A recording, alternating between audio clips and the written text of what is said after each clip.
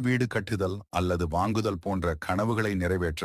இந்த பதிகத்தை பாராயணம் செய்வது சிறப்பு என்று நம்பப்படுகிறது. அண்டர்பதி குடியேற மண்டசுரர் உருமாற அண்டர் மன மகிழ்மீற வருளாலே அந்த ரியோடுடனாடு சங்கரனு மகிழ் கூற ஐங்கரனு முமையாளு மகிழ்வாக மண்டலமு முனிவோரு மெண்டிசையில் உளபேரு மஞ்சினனு மயனாறு மெதிர்கான மங்கையுட நரிதானு மின்பமுற மகிழ் கூற மைந்து மயில் உடனாடி வரவேணும் புண்டரிக விழியாள அண்டர்மகள் மணவாளா புந்தி நிறை அறிவாள உயர்தோளா பொங்குகட லுடனாகம் விண்டுவரை இகழ்ச்சாடு பொன்பரவு கதிர்வீசு வடிவேளா தண்டரள மணிமார்ப